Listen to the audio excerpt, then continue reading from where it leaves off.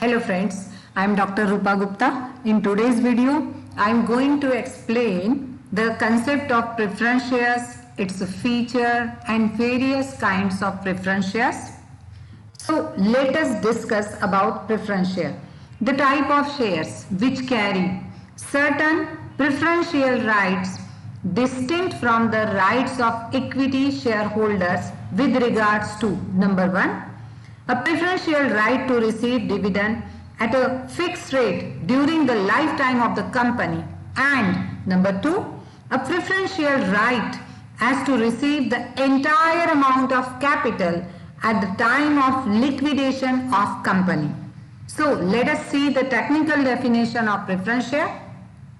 According to the Companies Act 2013, those shares which carry certain preferential rights from the rights of equity shareholders is known as a preference shares.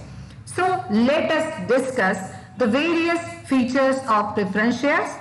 The first is a preference for dividend.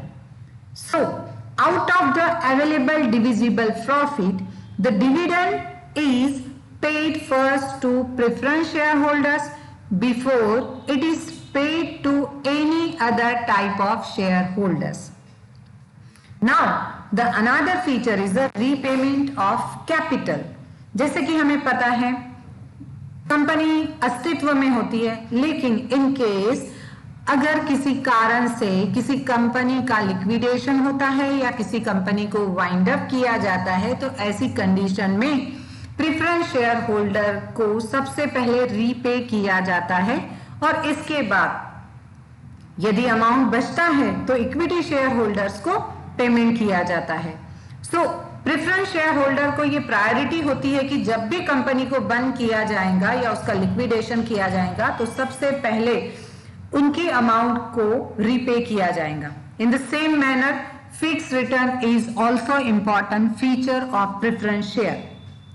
जैसा कि हम जानते हैं, इसकी definition से हमें पता चलता है कि प्रेफरेंस शेयर होल्डर्स को मिलने वाला डिविडेंड एक फिक्स रेट पर होता है और इन केस अगर कंपनी के पास सफिशिएंट प्रॉफिट अवेलेबल नहीं है तो ऐसी कंडीशन में अगर वह share holder cumulative preference shares को बिलोंग करता है तो फ्यूचर ईयर्स में उसे ये रिटर्न कॉम्पनसेट करवाया जाता है. So this is also important feature of preference share. Now the another is nature of capital. Nature of capital कैसा है? जैसे कि हमें पता है the preference shares provide capital for fix period of time and not for life time of the company. Preference shares are redeem after fix period is over. और यही main difference होता है इक्विटी शेयर्स और preference shares में. Equity share holders को जब company का wind up किया जाएगा तभी उन्हें उनके पैसे का भुगतान किया जाएगा, लेकिन जब कोई इन्वेस्टर प्रेफरेंस शेयर्स को परचेज करता है तो परचेसिंग के समय ही उसे उसका टाइम पीरियड पता होता है कि एक पर्टिकुलर पीरियड के बाद में वो अपना पैसा निकाल सकता है उस बिजनेस से. So preference shares capital is considered as a safe capital and re-enter capital. Now, the another is market value. जैसे कि हमें पता है प्रेफरेंस शेयर्स की मार्केट वैल्यू चेंज नहीं होती है. इसका बिग रीजन ये है कि प्रेफरेंस शेयर होल्डर्स को मिलने वाला डिविडेंड फिक्स रेट से मिलता है. Now, the another feature is voting rights. So the preference shareholders do not enjoy normal voting rights. They have voting rights only on those matters which directly affect their interests. Yes friends, जैसे कि हमें पता है कि equity share holder को ये उनका fundamental right होता है कि वोट्स देने चाहिए, लेकिन प्रेफरेंस शेयर होल्डर्स को एक स्पेशल कंडीशन में ही वोटिंग राइट दिया गया है अगर उससे उनका हित जुड़ा हो. Now, risk is also important ingredient of preference share. The cautious investors usually invest their holding in preference shares because these shares provided safety to capital and steady and regular income flow to them. And friends, during the time of recession or depression, these shares become a boon for shareholders. इसका big reason ये है कि preference shares को मिलने वाला return हमेशा fix rate पर होता है, लेकिन इक्विटी शेयर्स में यदि कोई इन्वेस्टर अपने अमाउंट को इन्वेस्ट करता है तो उनको मिलने वाला डिविडेंड फिक्स रेट पर नहीं होता है. And the another feature is the face value. The face value of preference share is very high in comparison to equity shares. For example, ₹100. लेकिन अगर हम equity shares की देखते हैं तो ₹1 और ₹10 हो सकती है. Now, bonus share is also important feature of preference share. So, bonus share के लिए एक स्पेशल कंडीशन होती है. यदि कोई इन्वेस्टर किसी कंपनी के इक्विटी शेयर्स को परचेज करता है तो उसे राइट या बोनस शेयर मिलने का राइट होता है, एग्जिस्टिंग इक्विटी शेयर्स ओनली. लेकिन प्रेफरेंस शेयर होल्डर्स को ये राइट नहीं दिया गया है. And the another is a nature of investor. हम हमारे पैसे को किसी भी बिजनेस में इन्वेस्ट करने के पहले सोचते हैं, समझते हैं, फ्यूचर के बारे में उसका एस्टिमेशन निकालते हैं कि इससे हमें मिलने वाला जो रिटर्न है वो हैंडसम है या नहीं. तो एक इन्वेस्टर कैसा होता है? जागरूक होता है. Always a investor should be aware. तो एक अवेयर इन्वेस्टर हमेशा प्रेफरेंस शेयर्स को ही प्रायोरिटी देगा. The moderate type of investors who are cautious and conservative usually make investment in preference shares. So these are the features of preference shares. Now the types of preference shares. अभी हमने अलग अलग तरह के features देखे हैं preference shares के और उसी के आधार पे हम प्रेफरेंस शेयर्स को अलग अलग भागों में डिवाइड कर सकते हैं. And the first kind is a cumulative preference shares and non cumulative preference shares. दोनों भी एक दूसरे के एग्जैक्टली अपोजिट है. Cumulative, the literal meaning of cumulative is accumulated or sanchit. So the type of preference shares in which right to claim dividend of current year out of future profit are called cumulative preference shares. The dividend in such case goes on accumulating till it is not fully paid. Preference shares are always cumulative unless otherwise stated in article of association of company. जब तक article of association of company में इसकी entry नहीं होती है, इसकी known नहीं होती है, तब तक हम इसे cumulative preference share नहीं बोल सकते. On the contrary, non cumulative preference share exactly opposite होता है cumulative preference shares के.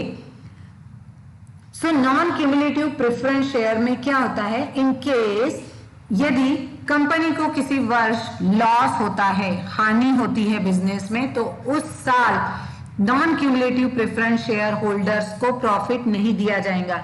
लेकिन यदि किसी इन्वेस्टर ने क्यूमुलेटिव प्रेफरेंस शेयर्स परचेज किए हैं और इन केस यदि कंपनी को एक पर्टिकुलर ईयर में लॉस होता है तो क्यूमुलेटिव प्रेफरेंस शेयर्स का वह प्रॉफिट का हिस्सा उसे फोर्थ कमिंग ईयर में दिया जाता है. So this is the big difference between cumulative preference shares and non cumulative preference shares.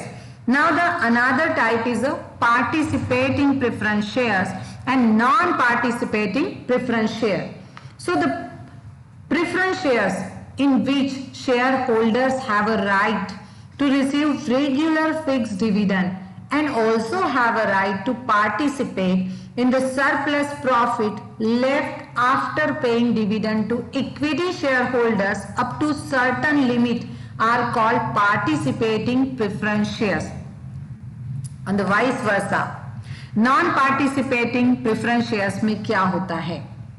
Non-participating preference share में शेयर होल्डर्स को फिक्स रेट से डिविडेंड तो मिलता है, लेकिन यदि कंपनी के पास सरप्लस प्रॉफिट बचता है. Now what is surplus profit? Surplus profit ये होता है इक्विटी शेयर होल्डर्स को प्रॉफिट डिस्ट्रीब्यूट करने के बाद में कंपनी के पास जो रिमेनिंग प्रॉफिट होता है, दैट इज सरप्लस प्रॉफिट। तो उस सरप्लस प्रॉफिट में non participating preference share holders को शेयर नहीं दिया जाता, हिस्सा नहीं दिया जाता है। And this is the big difference between participating preference shares and non-participating preference shares. Now the third type is a convertible preference share and non-convertible preference shares. So convertible preference shares are those in which holders are given right to convert their holdings into equity shares within a certain fixed period, and on the vice versa non convertible preference shares, इसमें preference shares को एक particular period के बाद में अपने shares को equity shares में convert करने का राइट नहीं होता है। तो यहां सिंपल है कि अगर आपने कंपनी के प्रेफरेंस शेयर्स को परचेज किया है तो आप उसको इक्विटी शेयर्स में कन्वर्ट कर सकते हैं, वहां टाइम बाइंडिंग होती है। तो ये सिर्फ एक इन्वेस्टर, जिस इन्वेस्टर ने कन्वर्टेबल प्रेफरेंस शेयर्स परचेज किया है वही उस प्रेफरेंस शेयर को इक्विटी शेयर्स में कन्वर्ट कर सकता है या परिवर्तित कर सकता है। Now the fourth is redeemable preference shares and irredeemable preference share. This is also important type. So the preference shares which are redeemed, that is paid back after specific period of time, are called redeemable preference share. एक specific period के बाद में redeemable preference shares के पैसे उन्हें लौटाए जाते हैं।